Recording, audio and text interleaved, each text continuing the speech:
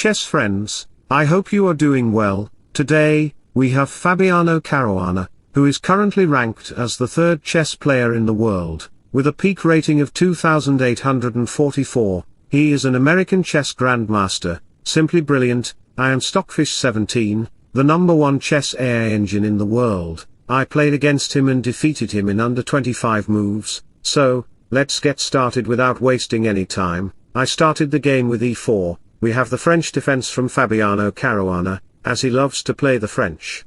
And also the Ruy Lopez, but after knight d2, instead of considering c5, he captured the pawn. That's not bad at all. After knight to d7 offered by Fabi, he wanted to consider knight f6. We have the bishop and c3 on the board in the following moves. Of course, you might think of considering queen c2, which I did, knight to f3 bishop f4, all the standard stuff. There wasn't much interesting.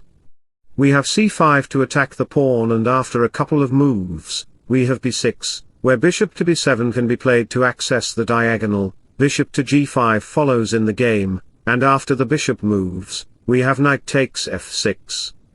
At this point, many players might consider knight takes f6, as it looks like a natural move, but at the level of grandmasters or AI engines, every natural-looking move could be a blunder, as in this position, bishop to b5 arrives to attack the king, and you can see that both the knight and bishop are pressured, therefore, the king has to move. Then I considered knight to e5, notice that the black bishop can capture the pawn and h6 could also be played, but these moves are completely vulnerable.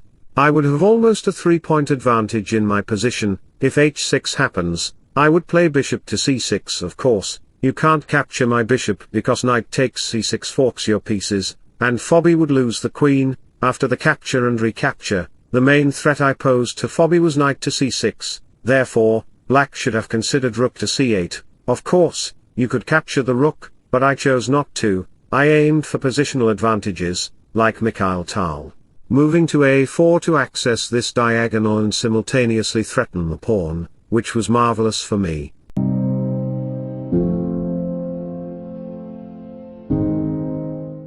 Alright, going back, we discovered that capturing the knight with the knight was a very bad choice. That's why Fabi captured the knight with his g-pawn. Of course, this gave him an open g-file and double pawns on the f-file. We have the bishop moving back, bishop g7, and pawn capture on d4. At this point, capturing the pawn back on d4 would be a bad choice because my king would not be suitable for castling long. Fabi would castle short, and I would have to castle short as well.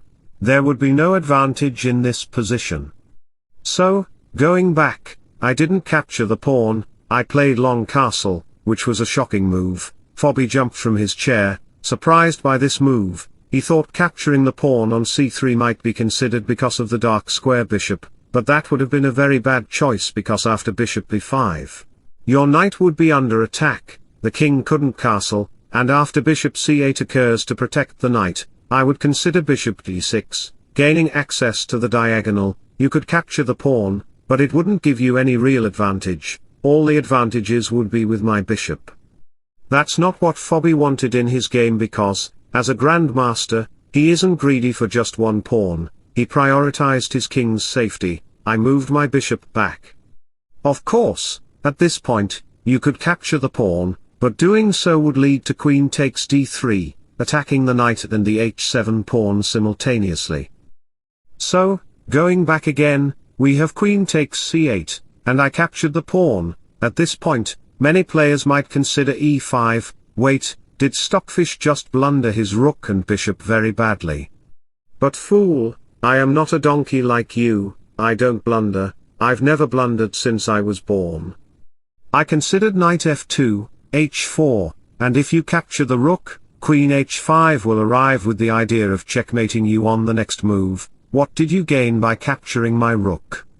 Because I am going to capture your king, of course. f5 seems logical, where the knight can go to the f6 square, but that doesn't matter because after capturing, the queen goes to g5 in the following moves, attacking the bishop simultaneously. The position would be over for you. How could you protect it? Ha ha ha, I am the devil's king.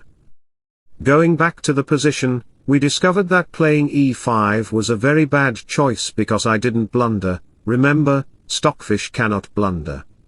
A few moves later, we had knight f2, d4 as you can see in the game. Now again, many players might consider e5, but the problem is that I can play queen h5 at any moment. Fabi did consider e5, I then placed my knight on f5, attacking the bishop to reduce defensive pieces in your position. With the queen, knight and bishop in perfect harmony, I would be able to checkmate you, even if you dare to capture my bishop. Queen g4 arrives, attacking the bishop, after the knight moves. I doubled up my rooks in the game to attack along the rank. Fabi here considered f3, noticing that my rook had the 7th rank. Let's see how Fabi could defend his position. At this point, Fabi thought for almost 3 minutes and played f takes g2, which was a complete blunder. At this point, you can observe the eval bar as it lifts, like snow covering all over the streets. Playing g5 was the best move to consider. After the capture and recapture, I could play h4, attacking the knight. After you play h5, capture occurs in the game, but that's not the best move. I would consider queen to f4 first. After the knight moves, queen to g3 comes into play, and your king would be vulnerable. After the king moves, the bishop comes down to h7, gaining access to the g-file. Your position would be completely over. Even knight g7 couldn't protect you because I could play queen to g6, checking the black king, and the game would be over. Don't be upset, let me provide you an inspirational love quote.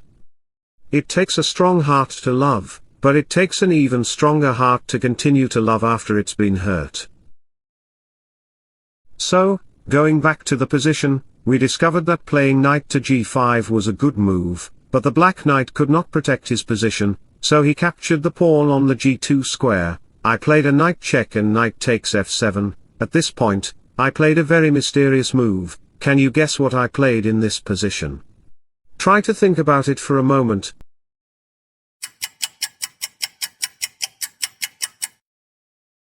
I played bishop takes h7, sacrificing the bishop like the monkey king. If the king captures the bishop on h7, I will play queen to h5 check, forcing the king to move back. Then, I would play a very romantic and sweet move. Try to think again if you didn't find the previous brilliant move. The move is queen to h8 check. What a spectacular move. Even a grandmaster might not find it easily because after the capture, knight to h6 check, followed by the king's move, rook to f7 will lead to a checkmate, and the game will be over. So, going back to the position, we discovered that capturing the bishop on h7 is a very bad choice. That's why the king moves back, and we have knight to e5 with the idea of playing knight g6 check. That's exactly what I wanted in the game. Therefore, he played bishop to h6 check first, forcing my king to move. At this point, noticing that queen to g8 check is coming, knight to g6 check will lead to a checkmate. He had no other choice. After a bishop check, capture and recapture occur, and knight to g6 check will appear on the board. The king moves up, rook takes queen, followed by rook to e7 and rook takes rook, leading to checkmate. The game becomes evident that even Fabi cannot defeat Stockfish. I hope you enjoyed the game very much. If so, don't forget to like and subscribe to my channel. Wishing you all the best. Bye bye, take care and see you soon.